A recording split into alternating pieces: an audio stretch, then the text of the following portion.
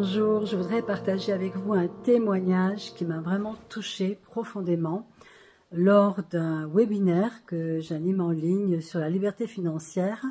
Xavier, que vous allez entendre, a témoigné d'une prise de conscience énorme sur le fait qu'il avait découvert qu'il avait choisi la pauvreté, qu'il s'était cru victime de cette pauvreté et qu'en fait, tout d'un coup, il réalisait qu'il avait le choix. Et ça a été vraiment quelque chose de puissant, une vulnérabilité absolument bouleversante. Et c'est lors d'un exercice que j'ai donné à faire où souvent on n'ose pas demander parce qu'on a peur qu'on nous dise non. Et je les avais invités à demander des choses qui leur paraissaient peut-être impossibles, mais juste pour accueillir le non, pour voir que c'est pas si grave que ça d'avoir des noms et que ça ne doit pas nous bloquer pour demander. Alors, voilà, je vous invite à écouter et à observer Xavier dans cette vulnérabilité de partage qui peut vraiment nous éveiller de grosses prises de conscience. Est-ce que la richesse ou la pauvreté peuvent être issues d'un conditionnement et d'un choix? L'exercice, je l'ai fait différemment. C'est-à-dire que l'exemple concret, c'est que ma proprio est venue me voir en me disant, voilà, ça fait 2 fois que tu as eu du mal à payer ton loyer et que là, on a vu que tu as fermé ton point de vente et que tu lances une nouvelle activité. On va pas forcément attendre que tu aies de l'argent pour nous payer à chaque fois. Donc, c'est plus possible. Est-ce que tu ne voudrais pas te trouver un loyer moins cher ailleurs, sachant qu'on t'aime beaucoup, mais là, c'est plus possible. Et je lui ai dit non. Je lui ai dit non parce que je vais générer de l'argent et que j'en suis sûr et certain que ça va marcher ce que je vais faire. Donc, non, je ne partirai pas. Et donc, du coup, elle m'a entendu. Elle m'a dit, bon, voilà, on te laisse une semaine de réflexion. Nous aussi, on va réfléchir. Et je lui ai dit, bah, ok, c'est ok pour moi. Chacun de son côté va réfléchir. Mais moi, je suis persuadé que je vais rester là. Je me suis installé, je me sens bien.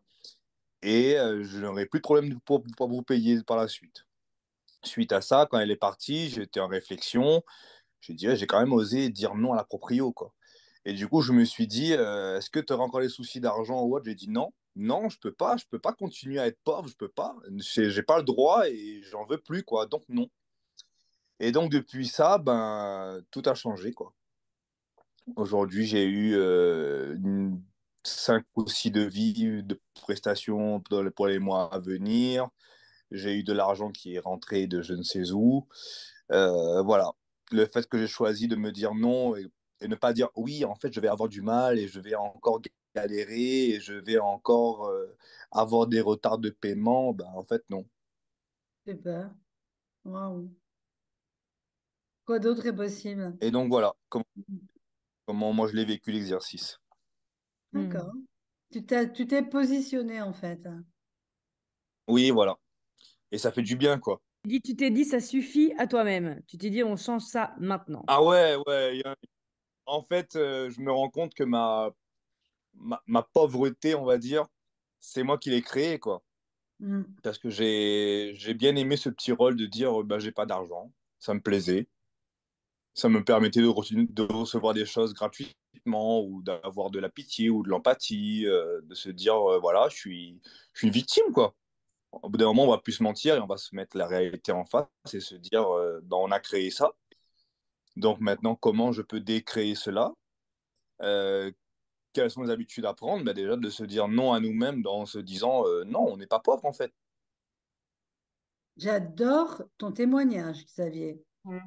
Franchement, parce qu'en fait, tu as dit quelque chose, mais qui est puissant, quoi. Là, beaucoup de gens qui n'ont pas d'argent, finalement, l'ont choisi et aiment bien, effectivement, que les gens s'occupent d'eux, qu'on leur fasse des cadeaux, que tu as même parlé d'un peu de regard de pitié et tout. Oui, et c'est important que tout le monde l'entende, ça. Faut arrêter Mais de croire qu'il y a des c'est pauvres une malheureux. réalité qu'on se crée en fait. C'est Et une réalité oui, qu'on se crée et qu'après, ben, justement par rapport à ce type de formation où on veut devenir riche, ok, on veut devenir riche, il n'y a pas de problème. Ok, je suis un travailleur, je suis un bosseur, j'ai le matériel pour, il n'y a pas de problème.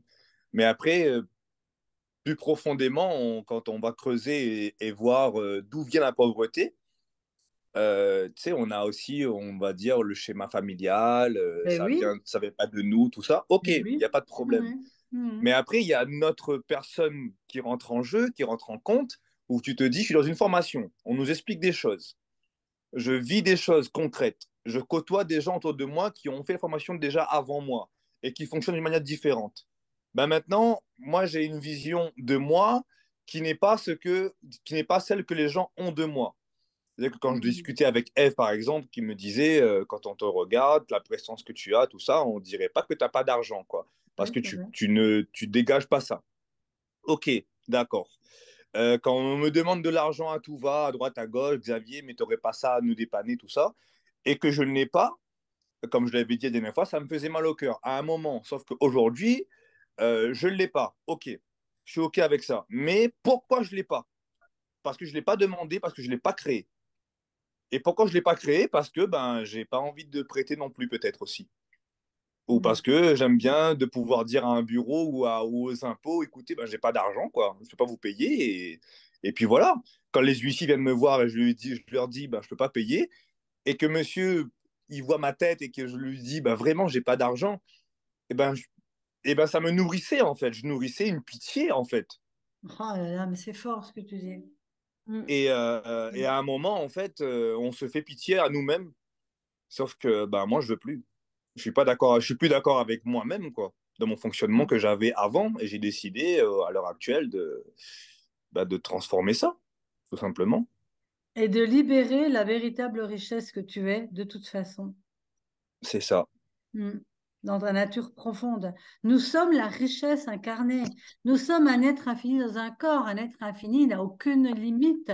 Les seules limites sont celles de la personnalité, de l'identité qu'on a adoptée. On a Oui. adopté une identité. Et on a adopté aussi une loyauté familiale parfois, pour être comme Pas- les gens qu'on aime et puis être au même niveau qu'eux, etc.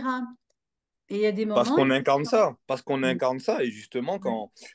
quand à un moment, je parle pour moi, je parle pas pour la généralité, mais quand à un moment, je vois que tous les projets que j'ai mis en place, tout ce que j'ai comme projet encore pour la suite, euh, quand je vois que ça a du mal à aboutir, j'ai compris qu'en fait, je n'incarnais pas pleinement cet être que je voulais être.